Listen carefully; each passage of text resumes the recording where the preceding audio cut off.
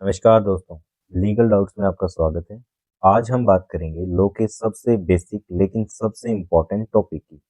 एक ऐसा टॉपिक जो हम रोज न्यूज़ में सुनते हैं, लेकिन उसकी टेक्निकलिटीज अक्सर मिस कर देते हैं। जी हाँ, हम बात कर रहे हैं क्राइम की। क्राइम वर्ड सुनते ही दिमाग में क्या आता है? चोरी, मर्डर, डकैती। लेकिन क्या आप जानते हैं कि सती प्रथा जो कभी पुण्य का काम था, आज क्राइम क्यों है? या फिर कुछ नए करना भी क्राइम कब बन जाता है? आज लीगल डाउट्स पर हम लॉ ऑफ क्राइम को पूरा डिटेल में समझेंगे, डेफिनेशन से लेकर स्टेजेस तक। बने रहिए मेरे साथ वीडियो के अंत तक। कॉपी पेन निकाल लीजिए क्योंकि ये क्लास डिटेल में होने वाली है। तो सबसे पहला सवाल कि क्राइम आखिर है क्या? इसको समझने से पहले हमें समझना पड़ेगा लॉ के बारे में कि लॉ क्या है, क्योंकि क्राइम और लॉ आपस में जुड़े हुए हैं। लॉ ही हमें बताता है कि हमारा वो कौन सा एक्ट है जो क्राइम कहलाएगा। लॉ वो रूल्स हैं जो सिविलाइज सोसाइटी में हमारा बिहेवियर गवर्न करते हैं। और ये रूल बनाता कौन है? पुराने टाइम में इनको सॉवरन की कमांड माना जाता था, लेकिन प्रेजेंट में गवर्नमेंट का एक ऑर्गन है लेजिस्लेचर, वहां से ये रूल बनते हैं। अब बात आती है कि हमें इन रूल्स को जानना क्यों जरूरी है। तो एक गोल्डन रूल याद रखिएगा, ignorance of law is no excuse. आप कोर्ट में खड़े होकर ये नहीं बोल सकते कि जज साहब, मुझे पता नहीं था कि मेरा ये कंडक्ट क्राइम है। इसलिए लॉ की जानकारी होना बहुत जरूरी है।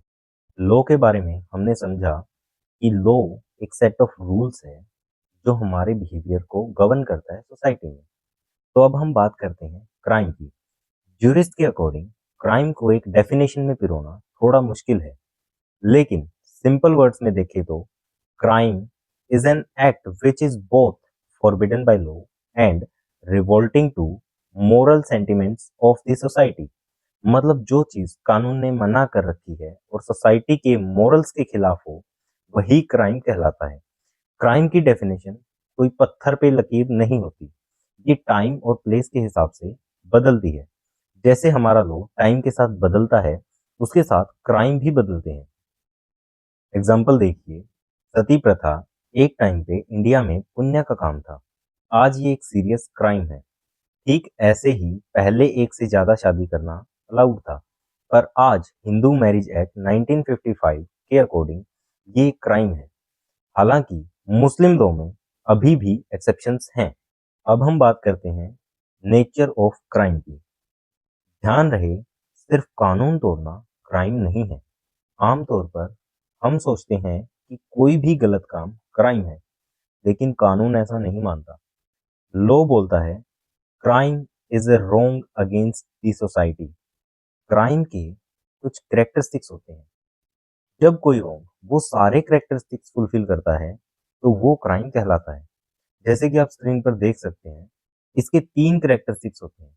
पहला, वो एक्ट ऐसा एक्ट होना चाहिए जो कानून ने प्रोहिबिट कर रखा है। दूसरा, उसके लिए कोई पनिशमेंट निर्धारित की गई हो स्टेट के द्वारा। और तीसरा, वो रोंग सोसाइटी के अगेंस्ट में होना चाहिए। मतलब अगर आपने किसी के साथ कॉन्ट्रैक्ट तोड़ा, तो वो क्राइम की कैटेगरी में नहीं आता, क्योंकि वो सिर्फ उस इंसान के साथ गलत हुआ है, न कि सोसाइटी के साथ, जिसको हम सिविल रोंग बोलते हैं। लेकिन अगर आपने चोरी की है या किसी का मर्डर किया है, तो लॉ मानता है कि आपने पूरे समाज के खिलाफ में गलत किया है, वो क्राइम है। इसका मतलब ये हुआ कि सभी रोंग्स क्राइम नहीं होते। रोंग्स को हम दो टाइप्स में डिवाइड करते हैं, मोरल रोंग और लीगल रोंग। इसमें भी लीगल रोंग को हम दो पार्ट में डिवाइड करेंगे, सिविल रोंग और क्रिमिनल रोंग। टेक्निकली क्रिमिनल रोंग्स ही वो रोंग्स हैं जो क्राइम कहलाते हैं, क्योंकि क्रिमिनल रोंग सोसाइटी को इम्पैक्ट करते हैं, सिर्फ एक इंडिविजुअल को नहीं। लॉ और मोरालिटी के लिए एक इंटरेस्टिंग बात जो स्टीफन ने कही थी कि लॉ वही काम करता है पब्लिक मोरालिटी के लिए जो एक हॉट वैक्स पर सील करती है, उसको परमानेंट बना देती है। सिंपल भाषा में बोले तो समाज की जो मोरालिटी है, क्या सही है क्या गलत है, लॉ उसके ऊपर एक सील लगा देता है। अगर हम बात करें लॉ और एथिक्स की, तो ये दोनों हमेशा सेम नहीं होते। कोई चीज अगर एथिकली गलत है, इसका मतलब ये नहीं वो क्राइम होगी। फॉर एग्जाम्पल, आपका पड़ोसी भूखा मर रहा है और आपके पास बहुत सारा खाना है।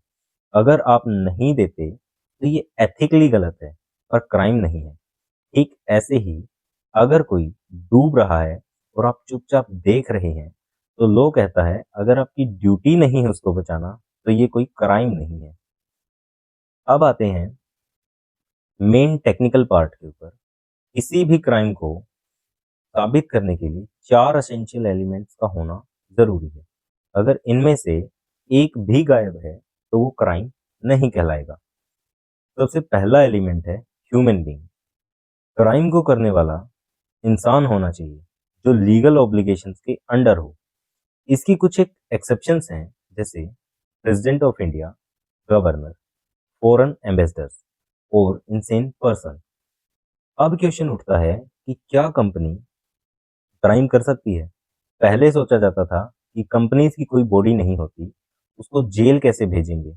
इसका खुद का दिमाग नहीं होता, वो अपने रिप्रेजेंटेटिव्स के थ्रू काम करती हैं और विकेरियस लाइबिलिटी को क्रिमिनल लॉ एक्सेप्ट नहीं करता। लेकिन अब लॉ ये मानता है कि कंपनीज भी फाइन के लिए लाइबल हो सकती है, जैसे टैक्स चोरी या खराब माल बेचना। इन केसेस में कंपनी को भी लाइबल ठहराया जा सकता है। कंपनी को ऐसे ऑफेंस के लिए लाइबल नहीं ठहराया जा सकता जो सिर्फ एक ह्यूमन बीइंग कर सकता है, जैसे चोरी, डकैती, मर्डर एक्सेट्रा।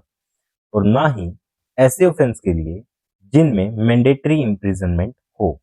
हम आते हैं क्राइम के दूसरे एलिमेंट पर, मेंसरिया, जिसको हम गिल्टी माइंड भी बोलते हैं। किसी भी एक्ट को क्राइम बनाने के लिए दो चीजें मिलनी जरूरी है।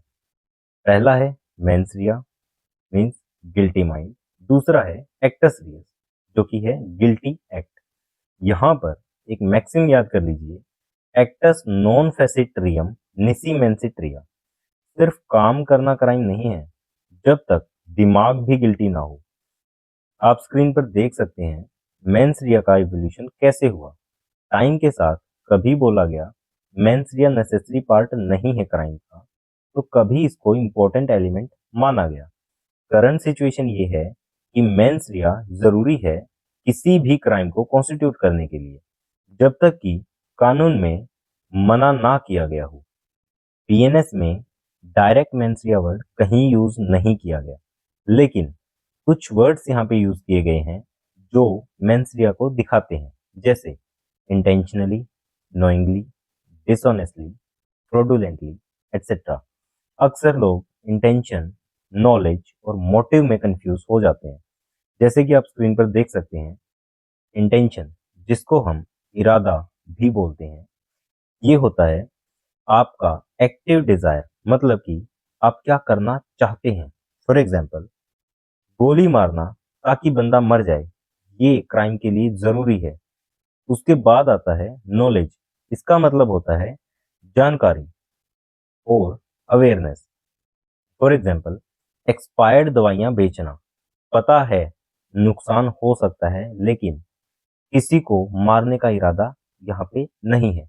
इंटेंशन और नॉलेज के बाद आता है मोटिव, यानी मकसद। इसका मतलब होता है कि आपने कोई काम क्यों किया। फॉर एग्जाम्पल, आपने कोई काम गुस्से में किया या जलन में किया। ये क्राइम को साबित करने के लिए जरूरी नहीं होता। इसका काम सिर्फ क्राइम की स्टोरी लाइन में जो गैप्स आए हैं उसको फिल करना होता है, और ये सजा के टाइम पे, सजा को कम या ज्यादा करने के टाइम पे काम आता है। स्क्रीन पर आप दो एग्जाम्पल देख सकते हैं। एग्जाम्पल वन, एक बाप ने अपने भूखे बच्चे के लिए एक शॉप से ब्रेड चुराई।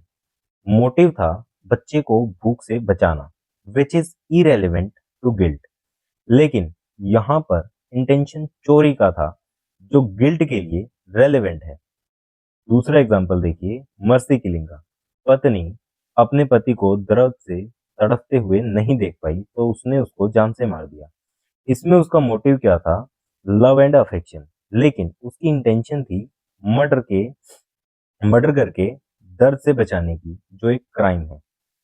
तो रूल कहता है कि मोटिव इरेलीवेंट है गिल्ट के लिए, लेकिन इंटेंशन मैटर करती है। सेम ऐसे ही है नेग्लिजेंस। ये मेंटल स्टेट नहीं है, लीगल फॉल्ट है। इसको हम बोल सकते हैं लैक ऑफ केयर, जैसे कि रैश ड्राइविंग करना। अब हम बात करते हैं मेंस रिया की एक्सेप्शंस की।